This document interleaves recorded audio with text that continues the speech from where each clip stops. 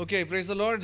धन्यवाद है आप लोगों का कि आप लोग आए शनिवार के दिन, वो भी छुट्टी का दिन है और आप लोग आए। और प्रेज एंड वर्शिप टीम ने कितना अच्छा प्रेज एंड वर्शिप लिया, सो धन्यवाद करते हैं उनका।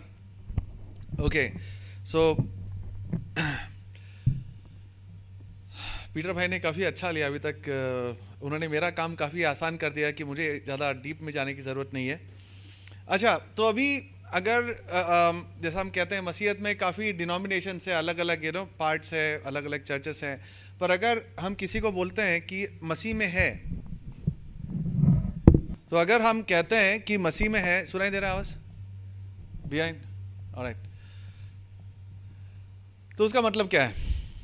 तीन चीज अगर मसीह में है मानते हैं तो उसको लिए तीन चीज़ों की ज़रूरत है। पहली चीज़, आपको स्वीकारना होता है कि यीशु मसीह खुदा है, राइट। दूसरी चीज़, वो क्रूस पर चढ़े। और तीसरी चीज़, वो तीसरे दिन जी उठे। एम आई राइट? तीनों में से अगर एक चीज़ भी अगर किसी ने नकारा तो उसको मसीह में नहीं कह सकते। मान लिए आप अलग अलग चर्चेस हैं, जो भी हैं, बट ये तीन चीज़ तो आप मानते ही हो अगर आप मसीह में हो तो, राइट। तो अगर बाकी सब, अगर हमने अपना जो डिफरेंसेस है अगर उसको बाजू में रखा और ये तीन बुनियादी बातों पर ध्यान दी, तो मेरा काम है लास्ट के 2 पॉइंट्स, दैट इज यीशु मसीह को क्रूस पर चढ़ाया गया और तीसरे दिन वो जी उठे। पर ये हम सबसे कहते हैं सबसे फाउंडेशनल टॉपिक क्यों बोलते हैं, सबसे ज़्यादा महत्वपूर्ण हम क्यों बोलते हैं? और कोई कुछ नहीं, और कोई बात क्यों नहीं? जैसे कि उन्होंने बहुत सारे चिन्ह चमत्कार किए, उन्होंने लोगों को माफ़ किया, उन्होंने काफ़ी तकलीफ़ें सही और बाकी सब बातें, वो सब क्यों नहीं? उन्होंने क्रूस पर चढ़ा और जी उठे। क्योंकि अगर दो चीज़ें अगर हम देखेंगे, यीशु मसीह को जब पूछा गया कि तू कोई चिन्ह चमत्कार बता, तो उन्होंने क्या बोला? उन्होंने बोला कोई चिन्ह नहीं मिलेगा, सिर्फ चिन्ह मिलेगा द साइन ऑफ जोना। 3 दिन और 3 रात जैसा वो समुद्र के गोद में था वैसा मैं भी रहूंगा और वापस आऊंगा। तो उन्होंने भी, अगर जब उनसे पूछा गया कि इसके पास, आपके पास क्या सबूत है कि आप जो कर रहे हो सही है या आप खुदा हो, तो उन्होंने क्या उसके लिए आंसर दिया, क्या प्रूफ दिया? उनका 3 दिन उनका मरना और जी उठना। तो यीशु के हिसाब से भी जो सबसे महत्वपूर्ण बात थी उनका मरना और जी उठना, राइट। और अगर हम देखेंगे, जब भी उनको पूछा गया था कि और कोई चिन्ह बता, उन्होंने उनसे पूछा गया तो उन्होंने क्या बोला कि इस मंदिर को तोड़ दो और 3 दिन बाद मैं उसे फिर से खड़ा कर दूंगा। किस चीज़ की बात कर रहा था? किस चीज़ की बात कर रहे थे यीशु मसीह? अपने आप की पुनरुत्थान की बात कर रहे थे। और अगर हम पहले कुरिन्थियों की 15वीं पार्ट की 3री आयत से अगर हम पढ़ना शुरू करेंगे, तो पौलुस कहते हैं कि अगर यीशु मसीह मरण से पुनरुत्थान में नहीं आए तो हमारा सब ये जो व्यर्थ है, हमारा सब मानना व्यर्थ है। और सबसे बोलते हैं ना, अभागे लोग मसीह के लोग हैं, सबसे अभागे, और हमारा पूरा प्रचार व्यर्थ में है। बार बार मैं यही वर्ड्स बताऊंगा क्योंकि मेरा पूरा जो प्रेजेंटेशन है इस पे काफ़ी फोकस है। तो ये भी कहते हैं कि अगर यीशु मसीह क्रूस से नहीं, यानी तीसरे दिन अगर जीवित नहीं उठे, तो हम अभी तक हमारे पापों में हैं और खुदावन हमें उसकी दंड ज़रूर देंगे, कहते हैं। तो सबसे जो बुनियादी तथ्य है मसीह में रहने का, मसीह में होना, वो है उनके पुनरुत्थान और उसका हमें स्वीकारना। और यहाँ पर कितने लोग हैं जो ये समझते हैं कि जो पुनरुत्थान है, मैं खुद भी उसमें ही था कुछ समय पहले तक, कि जो पुनरुत्थान है वो हम स्वीकारते हैं विश्वास के ऊपर। हम विश्वास तो करना है, ये नहीं, पर हम मानते हैं कि उन्होंने हमने मान लिया क्योंकि पवित्र आत्मा ने हमसे कहा करके हमने मान लिया। हमारे मन में हमारे पास कोई सबूत नहीं है। ज़्यादातर अगर हम चर्चेस में देखेंगे तो उनका जो बताने का तरीका, समझने का तरीका वही है कि बाइबल में लिखा है, हमने मान लिया और बस, उसके आगे कुछ नहीं, हमारे पास उसकी कोई सबूत नहीं है और हमें सबूत मांगने की भी ज़रूरत नहीं है क्योंकि हम आत्मिक रूप से ग्रहण करते हैं। आत्मिक रूप से ग्रहण करना भी है, पर क्या हमारे पास इतनी बड़ी जो घटना जो घटी उसके पास हमारे पास कोई भी सबूत है या नहीं? अगर यीशु मसीह का पुनरुत्थान में होना सबसे बुनियादी तथ्य है तो उसका कुछ तो सबूत होना चाहिए कि वो भी, यीशु मसीह भी चाहते हैं कि हम उसको अंधविश्वास में स्वीकार लें, कि आंख बंद करके स्वीकार लो, कुछ सवाल नहीं पूछना। अगर ऐसा है तो बाकी धर्मों में भी वही होता है, आंख बंद करके स्वीकार लो। पर जो हमारा खुदा है वो चाहते हैं कि इतनी जो बुनियादी तथ्य हैं वो हम सिर्फ अपने रूह में नहीं, सिर्फ हमारे दिल से नहीं, बट हमारे दिमाग से भी स्वीकारें। राइट? हमारा जो विश्वास है वो अंधविश्वास नहीं है। तो अभी हम उस तरफ में जाएंगे। शॉर्ट में मैं यीशु मसीह का क्रूस पर चढ़ने को कवर कर दूंगा, क्योंकि ये एक ऐसा सत्य है जिसके पूरी दुनिया में कोई स्कॉलर, कोई इतिहासकार नहीं है जो उसे नकारता हो। हार्डली 2 हैं, और उनके जो मानने का जो ये मानना कि यीशु मसीह क्रूस पर नहीं चढ़े, उसके पीछे कोई विज्ञान या कोई सोच नहीं है, वो उनका खुद की मनगढ़ंत है। बाकी सब हजारों जो इतिहासकार है और जो ज्ञानी है जो मसीह में नहीं है, पर उनका उस पर कोई डाउट नहीं है कि यीशु मसीह को क्रूस पे चढ़ाया गया। तो उस पर हम ज़्यादा ध्यान नहीं देंगे, क्योंकि ज़्यादा जो इम्पोर्टेंस है वो यीशु मसीह का पुनरुत्थान। तो सिर्फ बाइबल में 136 बार यीशु मसीह ने खुद कहा है कि मैं क्रूस पर चढ़ूंगा, मैं मरूंगा और तीसरे दिन में जी उठूंगा। 136 बार। तो एक शॉर्ट में, ये तो मेरा सब्जेक्ट नहीं है, बट अगर जब कोई मुसलमान अगर आपसे पूछता है कि बाइबल में बता दो कहाँ पर यीशु मसीह ने कहा कि मैं खुदा हूँ और मैं उसे स्वीकार लूँगा, तो उनसे आप ये पूछ सकते हो 136 बार ये तो कहा है कि यीशु मसीह ने कहा है, अपने मुंह से कहा है कि मैं क्रूस पर चढ़ूंगा और 3 दिन बाद फिर से जी उठूंगा। आप तो नहीं स्वीकारते। जब कहते हो एक बात तो दूसरा बात भी स्वीकार लो। तो 136 बार बाइबल में खुद लिखा गया है न्यू टेस्टामेंट में। और बाइबल के अलावा 13 और इतिहासकार हैं जो यीशु मसीह में नहीं है, मसीह में नहीं है, जिन्होंने अपने अपने किताबों में, अपने अपने इतिहास की किताबों में, पन्नों में उन्होंने लिखा है कि यीशु मसीह एक थे, अच्छे इंसान थे, जो भी थे, या लोग उन्हें अच्छा समझते थे और उन्हें क्रूस पर चढ़ाया गया। और एक इतिहासकारों ने यह भी लिखा है कि उनके चेले कुछ दिनों बाद ये कहने लगे कि यीशु मसीह फिर से जी उठे। उन्होंने ये नहीं कहा कि ये सत्य है, पर उन्होंने रिकॉर्ड किया कि उनके चेलों ने ऐसा मानते थे। तो यीशु मसीह का क्रूस पर चढ़ना इतिहास के पन्नों में लिखा हुआ है। और अगर कोई एक ऐसा किताब है जो ये समझता है कि यीशु मसीह क्रूस पर नहीं चढ़े, तो वो है कुरान। अब मैं उसमें तो जाऊंगा नहीं, उस पर काफ़ी डिटेल में हमारे फ्रांसिस भाई कवर करेंगे। तो इतिहास के पन्नों में और बाइबल में ये एकदम क्लियर है। पूरी दुनिया में कोई इतिहासकार नहीं है जो ये माने कि यीशु मसीह एक सही जीते जाते इंसान थे और उन्हें क्रूस पर चढ़ाया गया। रोमन लोगों ने उन्हें क्रूस पर चढ़ाया। इस पे पूरी दुनिया में कोई डाउट नहीं है।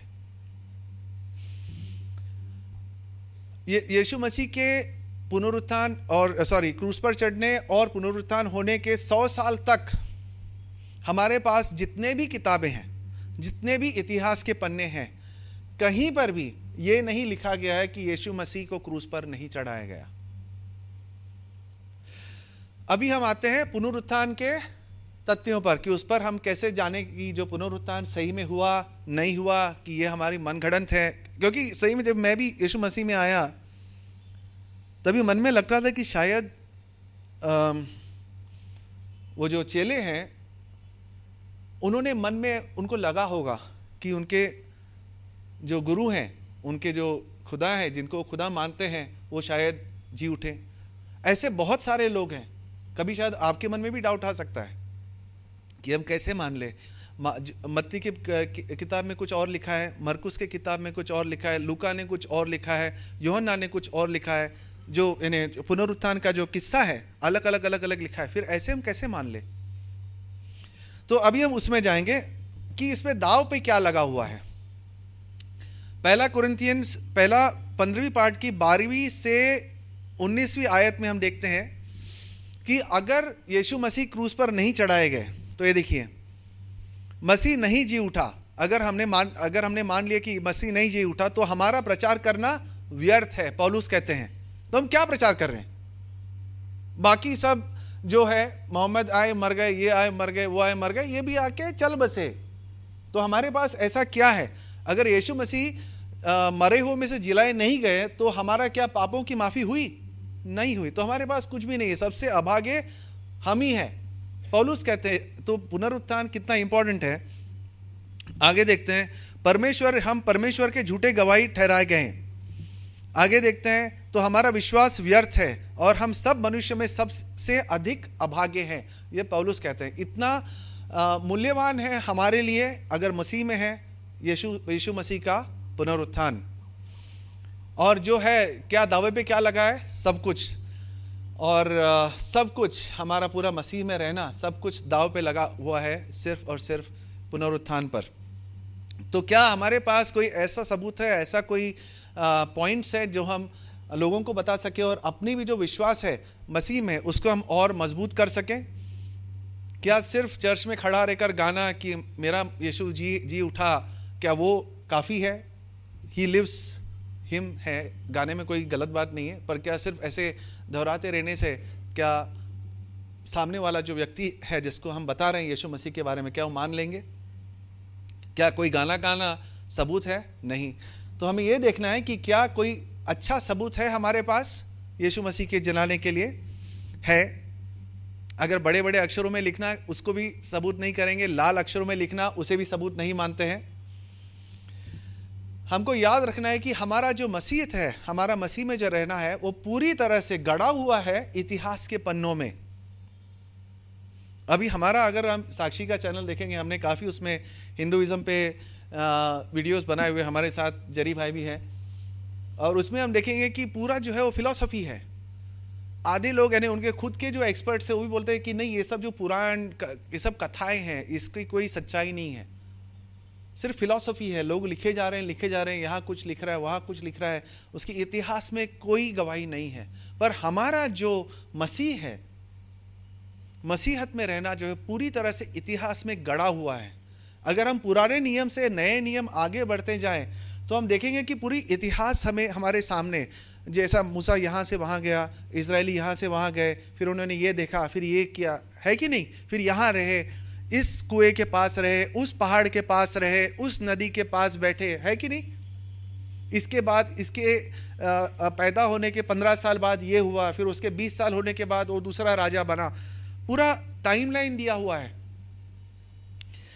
तो इसीलिए हमारे पास वो पूरे औजार है कि हम उसके ऊपर इन्वेस्टिगेट कर सके कि क्या ये सही में हुआ या नहीं। ये मेरे बहुत ही चहेते फिलोसोफर है, इनका नाम है विलियम लेन क्रेग, और जो भी अब मैं बताऊंगा उनका काफ़ी मटेरियल इनके ही थ्रू है। ये दुनिया के कहते हैं कि इस शताब्दी के सबसे जाने माने मसीह के रिसर्चर हैं। वो खुद मसीह में हैं। उन्होंने तकरीबन 30 किताबें लिखी और काफ़ी जो मटेरियल है मैंने उन्हीं से चुराया हुआ है। तो इस पर आगे बढ़ते हैं। लोगों को प्रॉब्लम, ये जो पुनरुत्थान में प्रॉब्लम इसलिए होता है कि बोलते नहीं ये तो बाइबल है, ये तुम्हारी एक बोलते ना तुम्हारी धर्म की किताब है। पर अगर हमने धर्म को बाजू में रखा और हमने उनको सिर्फ अगर किताब को देखा इतिहास के नज़रों से, तो क्या वो सही साबित होता है या नहीं? मैं भी वही कहता हूँ, मेरे किसी से भी डिस्कशन होता है कि वो खुदा के बारे में जो भी लिखा है उसको चलो बाजू में रखो। हम देखेंगे कि जो यीशु मसीह का जीना, मरना और तीसरे दिन उठना, क्या वो हम एक इतिहास के पन्ने की तरह हम पढ़ सकते हैं? हमारे पास कोई सबूत है या नहीं? वही वो कहते हैं, अगर हमने ये खुदा, लोगों को एलर्जी है खुदा के वर्ड से, गॉड। तो मैं जब भी किसी नास्तिक से बात करता हूँ या कोई हिंदी या हिंदू या मुस्लिम से कहता हूँ गॉड को बाजू में रखिए। हम ये पहले देखते हैं कि किताब में जो लिखा है इतिहास के हिसाब से क्या वो सही है। अगर है तो फिर उसके बाद जो आएगा वो खुदा है। तो पहले हमें ये देखना है कि इतिहास के हिसाब से सही है या नहीं। ओके, तो हमारे पास देखना है क्या उसका है। इसके हम 4 तथ्य देखेंगे। मैं ज़रा फटाफट कर रहा हूँ। पहला तथ्य, ध्यान से सुनिएगा। पहला तथ्य ये है, first fact of the resurrection of Jesus Christ. पहला तथ्य यीशु मसीह के पुनरुत्थान का वो ये है कि यीशु मसीह को जोसेफ ऑफ अरिमथिया के मकबरे में रखा गया, बाइबल में लिखा है। अभी वो सब खुदावन ये वो सब बाजू में रखते हैं। ये ऐसा देखते हैं कि अगर हमारे पास, ये इतिहासकार ऐसे ही पढ़ते हैं किताबों को, अगर हमारे पास एक किताब आया जो हमने कहीं से खोद के निकाला और हम उसको पढ़ते हैं, तो क्या हमें ये एक कहानी लिखती है या कोई इतिहास का पन्ना दिखता है? तो हम उसको उस हिसाब से देखेंगे कि एक किताब है, खुदावन को बाजू में रखिए, क्या उसमें हमको इतिहास दिखता है? और अगर हमने ऐतिहासिक रूप से ये साबित कर दिया कि यीशु मसीह जी उठे, तो हमारा काम पूरा है। पहला, यीशु मसीह को जोसेफ ऑफ अरिमथिया के कब्र में रखा गया, ये पहला तथ्य है। पर इससे हमको क्या फर्क पड़ता है? क्या फर्क पड़ता है इससे? पहला बात यह है कि वो एक ऐसा जगह था जहां पर कोई भी जाके चेक कर सकता था कि यीशु मसीह, उसके सब अगर जो उनके सब जो चेले हैं चिल्ला रहे हैं पागलों की तरह, यीशु जी उठा, यीशु जी उठा, क्या करेंगे आप? चलो जाके देख के आते हैं। उनको ऐसे ही कोई जमीन में गाड़ा नहीं गया था, उनको रखा गया था एक मकबरे में, वो भी एक बहुत जाने माने इंसान के मकबरे में। एक ऐसा इंसान जो पिलातुस के सामने जाके परमिशन ले सकता था कि मुझे यीशु मसीह का बॉडी चाहिए, और पिलातुस ने उसको अलाउ भी कर दिया। तो कोई छोटा आदमी था नहीं, उसके मकबरे को सबने देखा हुआ था।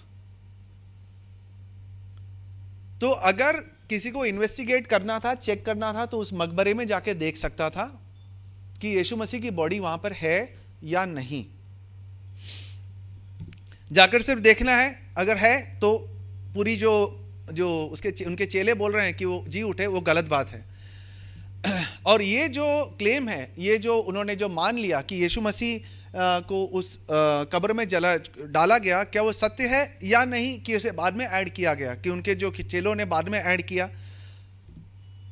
यहां पर भी हम देखते हैं कि जो पहला कुरिन्थियंस जो 15वीं पार्ट की 13वीं से 12वीं आयत तक, ये मैं बार बार रिपीट क्यों कर रहा हूं? शायद आप भी सोच रहे होंगे कि ये जो 15वीं पार्ट को ही क्यों रिपीट कर रहा है, क्योंकि सब जो इतिहासकार है पूरी दुनिया में, उनका ये मानना है, जो मसीह में नहीं है, हाँ ओके, तो मैं ये नहीं बोल रहा हूं कि वो चर्च के पास्टर ने बोला, इतिहासकार दुनिया में पहली कुरिन्थियंस 15 तीसरी से 12वीं आयत तक जो आयतें हैं, उनका मानना है कि ये जो आयतें हैं, ये जो धारणा है, ये जो लोगों का मानना है, ये मान्यता यीशु मसीह के 3 से 5 साल के अंदर ये मान्यता दोहराई जा रही थी लोगों में। ये जो 15वीं पार्ट की तीसरी से 22वीं आयत की जो वर्सेस हैं, ये लोग यीशु मसीह के क्रूस पर चढ़ने के 3 साल से 5 साल, मैक्सिमम 5 साल, कोई तो ये भी बोलता है कि 1 साल के अंदर ही ये मान्यता फेमस थी पूरी इजराइल में। ये ऐसी नहीं है कि पौलुस ने किताब लिखी यीशु मसीह के पुनरुत्थान के 20 साल बाद। यीशु मसीह के पुनरुत्थान के 1 साल के अंदर ये जो वर्सेस हैं वो लोग मान रहे थे और दोहरा रहे थे। पहला कुरिन्थियंस 15 3 से 8, जो और पौलुस बोलते हैं, जो मुझे पहुंची थी वो मैं आपको बता रहा हूं, जो मुझे पहुंचाई गई थी मैं तुम्हें वही बात मैंने भी पहुंचा दी। यानी कि ये जो वर्सेस है तीसरी आयत के बाद, ये पौलुस ने अपने आप से नहीं लिखा, जो पौलुस ने दूसरे लोगों से सुनी थी, जो दोहराई जा रही थी पूरी इजराइल में, वो उन्होंने यहां पर रिकॉर्ड किया। और ये मैं नहीं कह रहा हूं, दुनिया के सबसे जाने माने इतिहासकार कहते हैं। उन्होंने यीशु को, ये जो इतिहासकार हैं, वो लोग यीशु को खुदा नहीं मानते, वो बाइबल को एक इतिहास का पन्ना सोचते हैं। दूसरी बात है कि जोसेफ ऑफ अरिमथिया जो थे, वो उस टोली के सहभागी थे, उस टोली के पार्ट थे जिन्होंने यीशु मसीह को क्रूस पर चढ़ाया। जोसेफ ऑफ अरिमथिया कौन थे? सैनेड्रिन के हिस्सा थे, अगर आप जानते हैं, वो भी एक फरीसी खुद थे, और उनकी टोली ने यीशु मसीह को क्रूस पर चढ़ाया। तो अगर किसी को यह स्टोरी बनाना था कि जोसेफ ऑफ अरिमथिया के मकबरे में यीशु मसीह को रखा गया, अगर किसी को अगर कहानी बनानी थी, वो जोसेफ ऑफ अरिमथिया का नाम कभी नहीं लेगा, क्योंकि जोसेफ ऑफ अरिमथिया जो है, वो जो उनकी जो टोली थी, वो यीशु मसीह के खिलाफ थे। तो अगर मुझे किसी के बारे में कुछ बड़ा मनगढ़ंत कहानी बनानी है, मैं कभी उसके दुश्मन का नाम नहीं डालूंगा उसके अंदर, क्योंकि मुझे एक्सप्लेन करना पड़ेगा कि जोसेफ ऑफ अरिमथिया ने यीशु मसीह का बॉडी क्यों लिया, वो तो उनके खिलाफ थे। मैं किसी उनके जो यीशु मसीह के साथ थे, उनके किसी का नाम ले लेता, पर यहां पर जो नाम लिया गया है वो यीशु मसीह के खिलाफ जो थे, वो टोली का एक सदस्य ने यीशु मसीह के बॉडी को लिया। शायद वो एक ऐसे इंसान थे जिन्होंने दिल में यीशु मसीह को स्वीकार चुके थे कि वो एक मामूली इंसान नहीं है। ये मैं नहीं कह सकता कि उन्होंने सोचा कि वो खुदा है या नहीं, पर उन्होंने यीशु मसीह से प्यार तो जरूर करते थे कि अपनी टोली के खिलाफ गए। पहला थेसलोनियन 2 दूसरे पार्ट की 15वीं आयत में वहाँ पर भी लिखा हुआ है कि यीशु मसीह अगर ये जोसेफ ऑफ अरिमथिया की जो बात अगर एक गप थी जो लोगों ने अपने मनगढ़ंत रूप से बनाई, तो जोसेफ ऑफ अरिमथिया का नाम कभी नहीं लेते। तो इसमें हम 3 चीज़ें देखते हैं। एक तो उनका मकबरे का जो जगह था, कहाँ पर उनका मकबरा है जोसेफ ऑफ अरिमथिया का, वो सबको पता था। तो अगर लोगों को ये लगता कि ये जो चेले हैं झूठ बोल रहे हैं, तो सिर्फ जाके मकबरे में देखने था कि उनका बॉडी वहाँ पे पड़ा है या नहीं। और जो इनका यीशु मसीह का कब्र में डालना और फिर से जी उठना, वो यीशु मसीह के पुनरुत्थान होने के 1 साल के अंदर लोगों में काफ़ी अच्छी तरह से बस चुका था कि यीशु मसीह क्रूस पर चढ़े और तीसरे दिन जी उठे। ये मैं नहीं कहता, इतिहासकार कहते हैं। और अंत में जोसेफ ऑफ अरिमथिया वो एक यीशु के बोलते हैं ना साथ में नहीं थे, बट उनके खिलाफ थे उनकी टोली, पर उन्होंने यीशु मसीह का बॉडी लिया। तो अगर किसी ने गप की हिसाब से लिख रहे हैं, तो बोलते हैं ना मनगढ़ंत कहानी लिख रहे हैं, तो ऐसी चीज़ मनगढ़ंत कहानियों में नहीं आती हैं। तो जब इतिहासकार इनके पन्नों को पढ़ते हैं, वो ये सब चीज़ों को देखते हैं। आगे हम देखेंगे, इसलिए जॉन 80 रॉबिन्सन कैम्ब्रिज यूनिवर्सिटी के कहते हैं कि जो यीशु मसीह का कब्र में डालना जोसेफ ऑफ अरिमथिया का, ये 1ली शताब्दी का सबसे पक्का सत्य है। ये भी इतिहासकार है, उनका मैं कोट दे रहा हूं आपको। दूसरा, संडे के दिन यानी क्रूसिफिक्शन के बाद उनका जो कब्र जो मिला, वो किनको मिला? किन्होंने सबसे पहले देखा? औरतों ने देखा। औरतों ने देखा। इसके अंदर काफ़ी बातें हैं, आप ज़रा ध्यान दीजिए। कौन गए थे पहले? Mary Magdalene, right. जो सबसे जूनी स्रोत सामग्री है, अर्लीस्ट सोर्सेज जिसको बोलते हैं, उसमें इसका जिक्र है कि मैरी मैगडलेन सबसे पहले गई कहाँ पर? यीशु मसीह के टूम पर, मकबरे पर देखने के लिए। और वो किस लिए गई? किस लिए गई? उनके शव पर कोटिंग लगाने, वो जो बाम, वो जो स्पाइसेस लगाने ताकि बदबू ना आए, वो काम से गई थी। अगर ये माना जाए कि ये सब जो बात है, जो यीशु मसीह का क्रूस पर से तीसरे दिन जी उठना, अगर ये एक मनगढ़ंत गप है, तो जो ऐसे गप लिखने वाले पहले शताब्दी में कभी औरत का नाम नहीं डालेंगे। ये बताएंगे कि जो पतरस, जो सबसे बड़े चेले थे, सबसे पुराने चेले थे, वो गए और उन्होंने देखा, उनके साथ पूरी टोली गई थी और 10 लोग गए, फिर उन्होंने, कभी औरत का नाम नहीं आएगा, क्योंकि उस समय औरत का लेवल बहुत नीचे था। उनका कोई भी विटनेस माना नहीं जाता था। इतना तक कि अगर 600 साल बाद जब मोहम्मद भी थे, तभी भी उन्होंने भी कहा था कि जो एक पुरुष की गवाही 2 औरतों की गवाही के साथ है, यानी कि एक औरत की गवाही एक पुरुष की गवाही की 50% है। तो अगर कोई स्टोरी बना रहा होता, तो क्या औरतों को सबसे पहले भेजता? नहीं।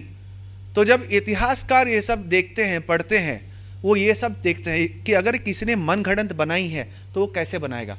क्या वो औरत का नाम डालेगा पहले? कभी नहीं डालेगा। यानी कि जो लिखने वाला जो सत्य था वही लिख रहा है, ना कि ये कि लोगों को जो पसंद आए वो मैं लिखूं। आप समझ रहे हैं क्या बोल रहा हूं? और ये जब मैं यीशु में आया तो सबसे पहले मैंने भी एक पॉइंट नोटिस किया था। आप ये पूरी बाइबल में पूरी न्यू टेस्टामेंट में देख सकते हैं, कहीं पर भी ड्रामाबाजी नहीं है। ड्रामाबाजी का मतलब क्या है? यीशु मसीह ने एक कोढ़ी को देखा, हाथ लगाकर चंगा कर दिया, खत्म, उसके अलावा कुछ नहीं। कितने महान हमारे परमेश्वर, उन्होंने उन्हें हाथ लगाया, लोगों ने हालेलुया हालेलुया करके हुए गए, उनके चरणों पर गिर पड़े, ऐसा लिखा है कहीं पर भी?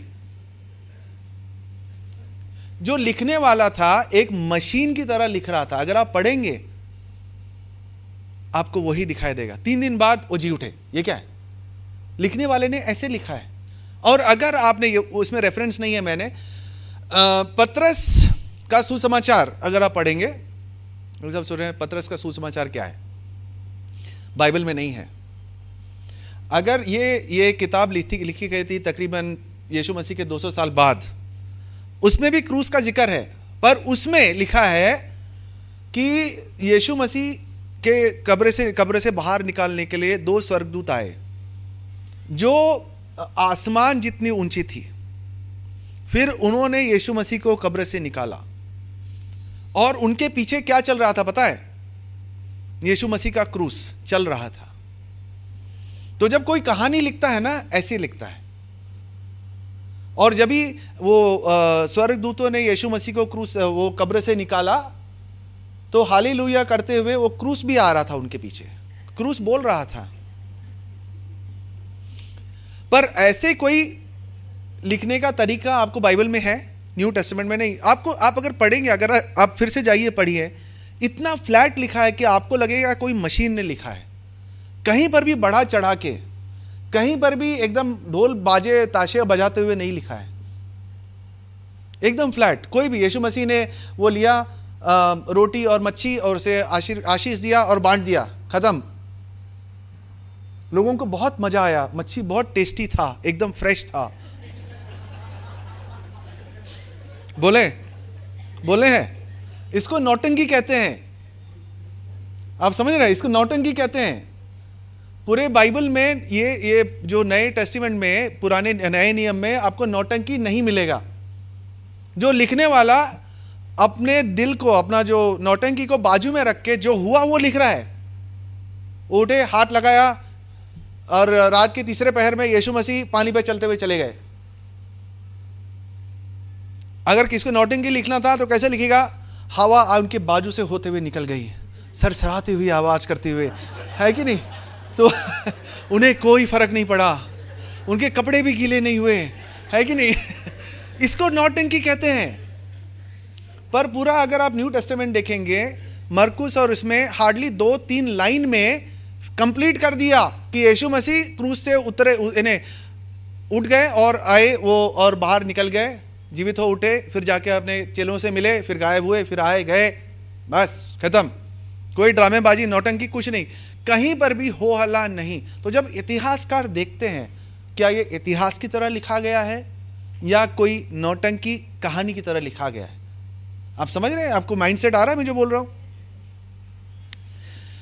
इसमें कहीं पर भी गप नहीं दिख रहा है। अगर किसी को गप लिखना होता, लिखने के और भी, जैसा मैंने अभी आपको थोड़े बहुत दिए, लिख सकते थे। पहले शताब्दी में, जैसा मैंने कहा, औरत की जो गवाही यूजलेस, कोई एक्सेप्ट नहीं करेगा। तो अगर कोई कहानी लिख रहा होता तो औरत को आगे नहीं करता। और कोई भी अगर बोलता कि, अगर पहले शताब्दी में अगर कोई बोलता कि यीशु मसीह जी उठे और ऐसा कोई किसी ने कहानी बना दी, औरत जाके देखता तो उस पर, औरत ने देखा सबसे पहली बार, तो लोग उस पर हंसते थे। इसलिए हम देखते हैं कि ये जो बात है कि यीशु मसीह को 3 दिन बाद औरतों ने सबसे पहले देखा, फिर भाग के गई, फिर क्या हुआ? आपको किसी को याद है कि जब उनके चेलों के पास गई तो क्या हुआ? पतरस ने क्या बोला? ना कुछ नहीं, हम खुद देखेंगे। दौड़ के खुद गए, बिकॉज औरत की बात को विश्वास नहीं किया जाता था उस समय।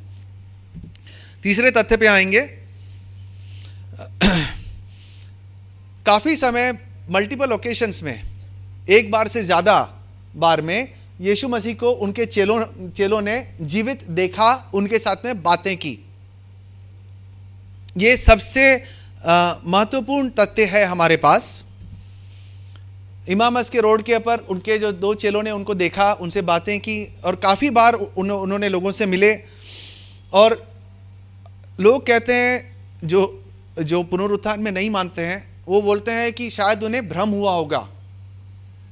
जैसा अगर आपके बहुत कोई करीब हैं, अगर वो चल बसे, तो ऐसा होता है। आप यानी बहुत होंगे जो यहाँ पर, जिनके बहुत करीब के कोई लोग गुजर गए होंगे, ऐसा लगता है कि कभी रूम में आए तो शायद बैठा है, एम आई राइट? शायद पीछे से आ रहा है, या तो उसने कुछ बोला, या तो उसकी आवाज सुनाई दी, होता है। तो इतिहास भूत वैसा हाँ, तो लोगों का, साइंटिस्ट ये बोलते हैं कि शायद इनको भ्रम हुआ है। तो उनको भ्रम हुआ है, लोग कहते हैं उनको भ्रम हुआ है। बट इसमें भ्रम होने की कोई आशंका है ही नहीं। क्योंकि मैं क्यों ऐसे कहता हूँ, क्योंकि किसी भी साइंस के हिसाब से, किसी भी विज्ञान के एक्सपेरिमेंट के हिसाब से जो हम देखते हैं, जो हमको भ्रम होता है, वो ऐसा भ्रम होता है जो हमारे मन में ऑलरेडी लगता है कि नहीं, शायद ये मरा नहीं होगा, शायद ये वापस आने वाला है, शायद ये मेरे से फिर से वहाँ से मेरे को कुछ चिन्ह चमत्कार करके बताएगा, सॉर्ट ऑफ अ थिंग। पर जो पहले सेंचुरी के, पहले सदी के जो यहूदी थे, उनके मन में ये ख्याल भी नहीं था कि कोई मरने के बाद पुनरुत्थान होगा। इसीलिए लाजरस आपने देखे यूहन्ना की पाठ में, जब यीशु मसीह ने मरियम से कहा कि नहीं, जो लाजरस है मरा नहीं, वो जी उठा, वो जिएगा, मरियम ने उसको क्या कहा? किसी को याद है क्या कहा? हाँ, वो तो मैं जानती हूं कि वो जी उठेंगे अंत के समय में, है कि नहीं? वो मानने से इनकार, क्योंकि यहूदियों के जो फिलॉसफी में, थियोलॉजी में, ये पॉइंट ही नहीं था कि कोई मरने के बाद इस तरह से उसका पुनरुत्थान होगा। हाँ, कुछ लोगों को यीशु मसीह ने जिंदा किया, बट अभी जो जिंदा करने वाला ही चल बसा, तो अभी उनको कौन जिंदा करेगा? आप समझ रहे हो?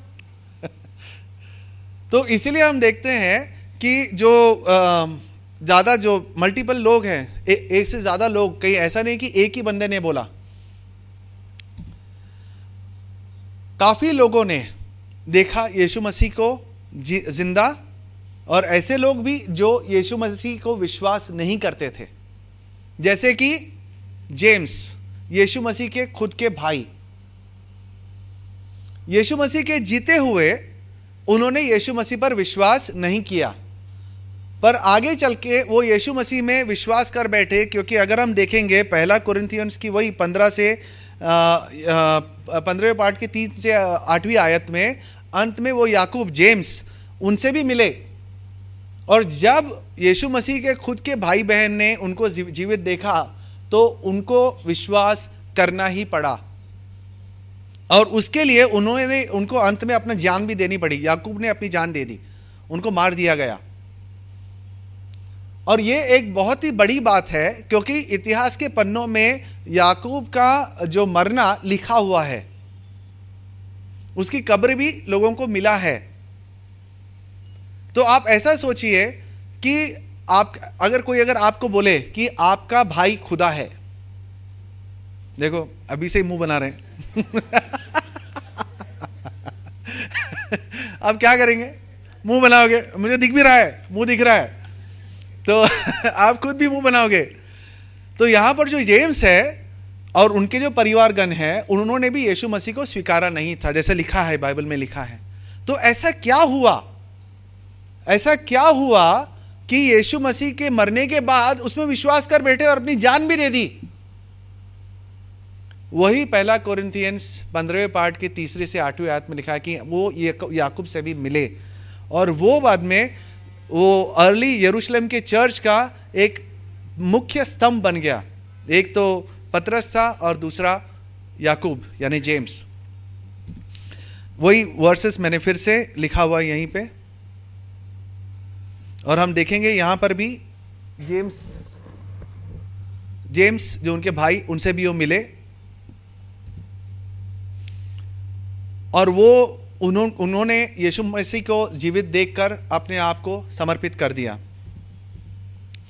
तो अगर हम देखेंगे जो विलियम लेन क्रेग जिनका फोटो हमने बताया था, उसमें भी अगर हम देखेंगे कि अंत में जो वर्ड्स है कि फिर वो याकूब से मिले, पहला कोरिन्थियंस 15 3 से 8वीं आयत में, फिर वो याकूब से मिले, ये बहुत ही महत्वपूर्ण है। याकूब का नाम लेके कहा गया कि फिर वो याकूब से मिले, और किसी का नाम लिया है तो वह एक पतरस से मिले, याकूब से मिले, और फिर बाकी 12 से मिले, और 500 लोगों से मिले, और अंत में मुझसे मिले। ये पौलुस कहते हैं। जैसा हम देखते हैं कि कोई ऐसा कुछ नहीं है कि एक बंदे ने यीशु मसीह को जीवित देखा, तकरीबन 500 लोगों ने काफी हफ्तों तक यीशु मसीह को जिंदा देखा, और उसके लिए अंत में अपनी जान भी दे दी। तो अगर कोई इतिहास का पन्ना अगर इसको पकड़ के देखेंगे तो ये सब बातें जो इतिहासकारों को ये कन्विंस करती है कि कुछ तो हुआ था। अगर खुदा को अगर वो स्वीकारते नहीं हैं तो फिर उनके ऊपर वो अलग अलग थियरी निकालते हैं कि शायद, ये इतिहासकार ऐसे सोचते हैं कि शायद उन्होंने उस दिन ज़्यादा दारू पिया होगा। मजाक नहीं कर रहा हूँ कि उनको यीशु मसीह दिख गए, मजाक नहीं कर रहा हूँ, हकीकत में। बिकॉज ये जो हुआ, ये जो घटना जो हुई, उसको नकार नहीं सकते। अगर स्वीकारें तो उनके पास क्या बचा? ये स्वीकारना कि यीशु मसीह खुदा है, जो स्वीकारना नहीं चाहते तो फिर क्या करेंगे? अलग अलग स्टोरीज बनाते हैं कि और क्या हुआ होगा और क्या हो सकता है। और यहां पर मैंने जर्ड लुडेमान, जो जर्मनी के एक बहुत ही प्रसिद्ध इतिहासकार हैं, जो मसीह में नहीं हैं, और वो लोगों के साथ में डिबेट भी करते हैं कि मसीह खुदा नहीं है, उनकी खुद की भी गवाही है, जो कहते हैं कि ये एक इतिहास का सत्य है कि जो पतरस और उनके जो बाकी जो चेले हैं, उन्होंने ऐसा एक्सपीरियंस किया कि यीशु मसीह मरने के बाद उनसे मिले। ये एक्सपीरियंस सही था या नहीं वो नहीं कहते हैं, वो कहते हैं कि ये ऐतिहासिक सच है। जर्मन के नंबर 1 जो बोलते हैं ना यूनिवर्सिटी चेयर है, यूनिवर्सिटी के टॉप में जो हैं इतिहासकार, उनका बोलना है ये। और वो मसीह में नहीं है, तो ये नहीं सोचना कि मसीह में है तो मान रहे हैं, नहीं मानते। और वो जो फोटो जो बताया था विलियम लेन क्रेग, उनके साथ तो डिबेट भी कर चुके हैं कि यीशु मसीह खुदा नहीं है, पर उनका भी मानना है कि ये एक ऐतिहासिक सच है कि वो यीशु मसीह क्रूस पर चढ़े और उसके बाद पतरस और उनके जो चेले थे वो ये मानने लगे कि वो जिंदा है और उन्होंने यीशु मसीह से मिले, ऐसे मानने लगे।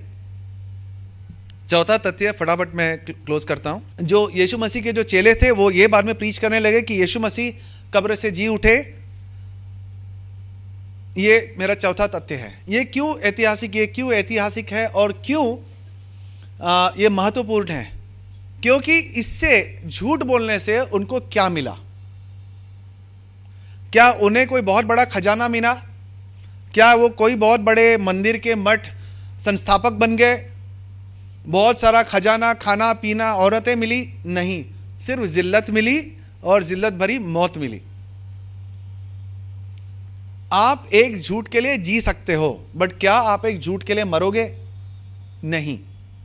आप समझ रहे हो क्या बोल रहा हूं? उस समय के लोग कि कोई भी जो डिसाइपल्स थे उनके मन में ये धारणाएं थी ही नहीं कि कोई मरने के बाद मसीहा जी उठेगा।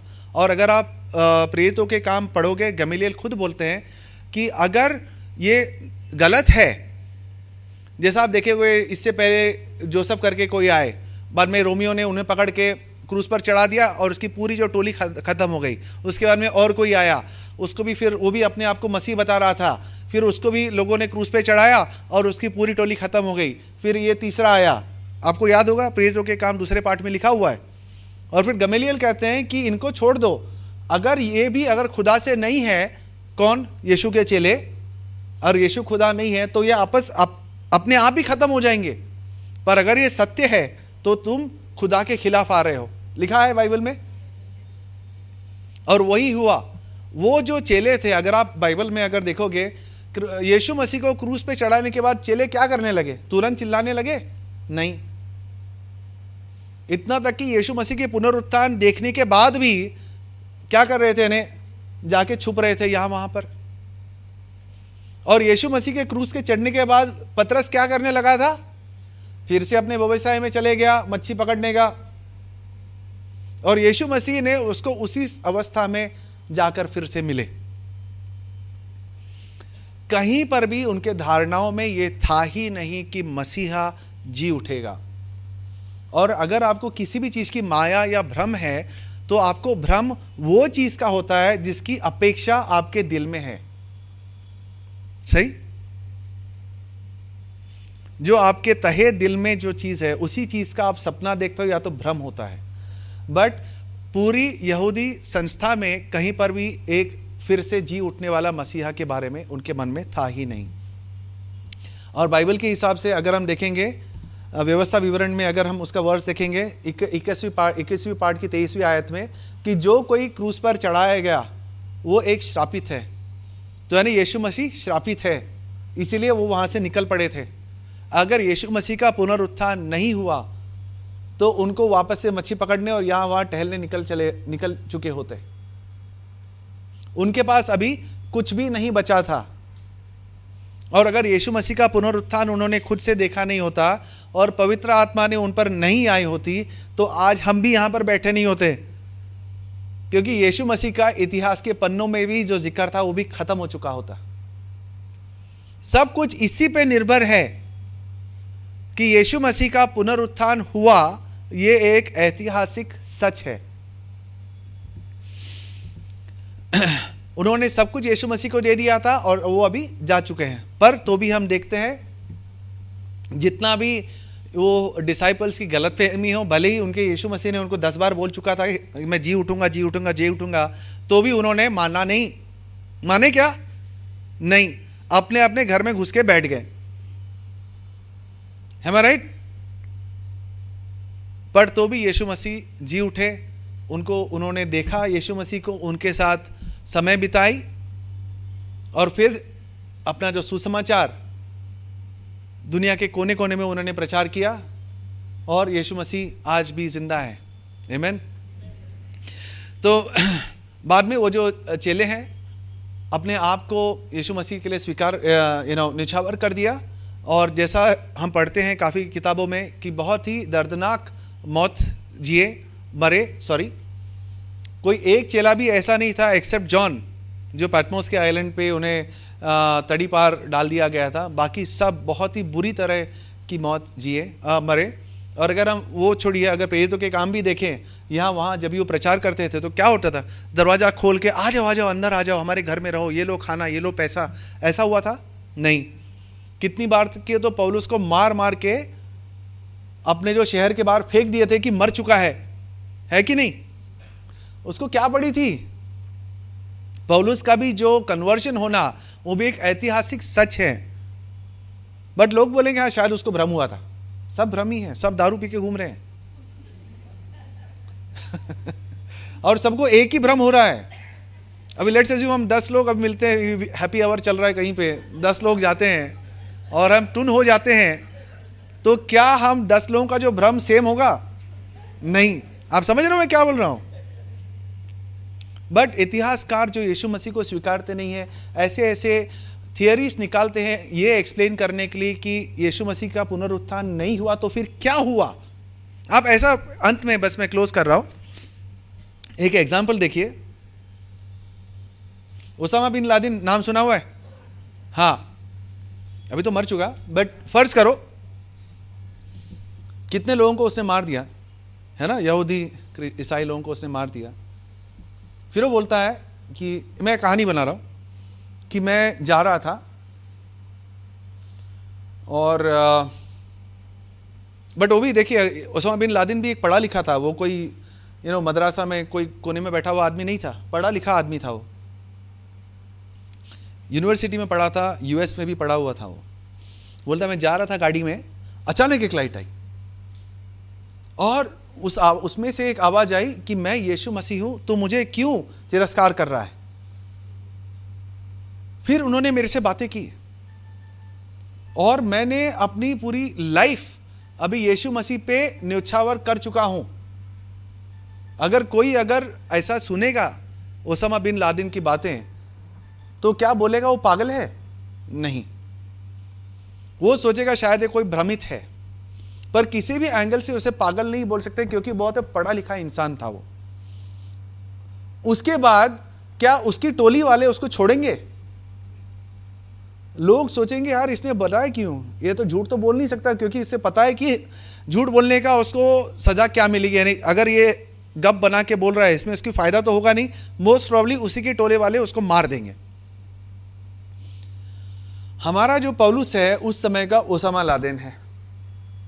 उनका जो कन्वर्जन है उस पर भी जो इतिहासकार जो हैं एकदम अचंभित हैं कि उनका कन्वर्जन हुआ तो कैसे हुआ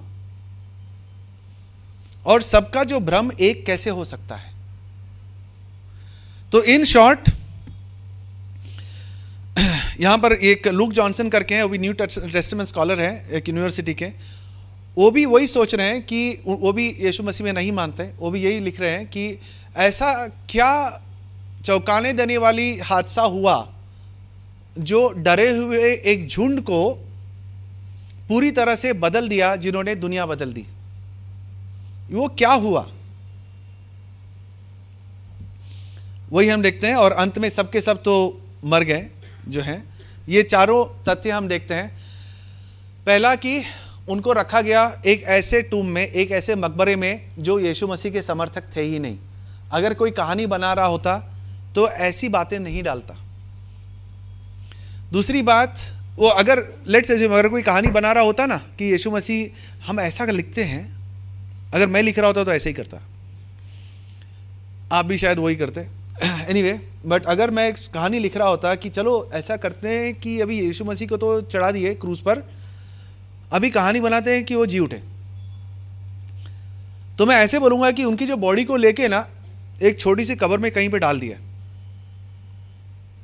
क्योंकि अभी कोई वेरीफाई नहीं कर सकता, क्योंकि कहां पे गाड़े किसी को पता नहीं है। और उसके बाद रात में मैं सो रहा था, हम पूरी टोली, हम 10 लोग सो रहे थे, दरवाजे पे खटखटाहट हुई, दरवाजा खुला और यीशु मसीह सामने खड़े थे। वो जी उठे। Much better. यहां पे अभी मुझे कुछ एक्सप्लेन करने की जरूरत नहीं है, समझ रहे हो आप? पर यहां पर हम देखते हैं बाइबल में ऐसी ऐसी बातें उन्होंने लिखी हैं कि अगर मन घड़ंत अगर बना रहे होते तो वो छुपा देते ये सब बातें, जैसे कि औरतों ने उन्हें पहले देखा, जैसे कि ऐसे मकबरे में डाले जो यीशु मसीह के साथ में नहीं थे, जैसे कि आगे चल के हम देखते हैं कि लोगों के पास मिले 1, 2, 3, 400, 500 लोगों के साथ मिले, और ऐसे लोग जो पौलुस के समय जिंदा भी थे। और चौथे में हम देखते हैं कि अगर वो ये सब बातें भी अगर चलो गप होती, तो वो जो डिसाइपल्स थे, सबसे पहले जो डिसाइपल्स थे, उन्होंने ये गप बना के क्या पाया? कुछ बहुत बड़ी मिल्कियत मिली? नहीं, सिर्फ जिल्लत भरी मौत मिली। तो अगर कहानी बन रही होती तो ऐसा कहानी कोई नहीं बनाता। इसीलिए इतिहासकार जो हैं अक्रॉस द वर्ल्ड ये मानते हैं कि कुछ तो हुआ, ये नहीं बोलेंगे कि जिंदा हो उठे, कुछ तो हुआ था। क्या हुआ था हमें पता नहीं, क्योंकि अगर उन्होंने बोला हमने स्वीकार कर लिया तो यानी वो भी मसीह में आ गए, राइट? और अंत में मैं एग्जांपल दूंगा जो साइमन ग्रीनलीफ, आप खुद भी सर्च कर सकते हैं। साइमन ग्रीनलीफ हमारे जो इस जगत के सबसे बड़े बोलते हैं ना जज कहते हैं, जिन्होंने जो लॉ की किताबें लिखी, साइमन ग्रीनलीफ, उनकी किताबें अभी तक यूनिवर्सिटीज़ में टेक्स्ट बुक के जैसा वापरा जाता है। उन्होंने शुरुआत की इस पर इन्वेस्टिगेट करने की कि क्या यीशु मसीह क्रूस पर चढ़े, जिंदा हुए या नहीं। अंत में उनका जो आउटकम यही आया कि यीशु मसीह हकीकत में तीसरे दिन जीवित हो उठे और उन्होंने यीशु मसीह को स्वीकार लिया। तो जब हम भी किसी को बातें करेंगे तो हमको भी बताना है कि बाइबल में जिस तरह से लिखा गया है वो किसी भी तरह से मन घड़ंत नहीं हो सकता। जो है वो लिखा है बिना ढोल बाजे बजाए हुए। आमीन। तो धन्यवाद है आपका, आपके समय के लिए। बिना सोए आपने मेरा लेक्चर सुना। तो और कोई भी अगर सवालात हो आप लिखत में दीजिएगा, अंत में हम उसको जितना हो सके हम उसको कवर करेंगे। Thank you, God bless you.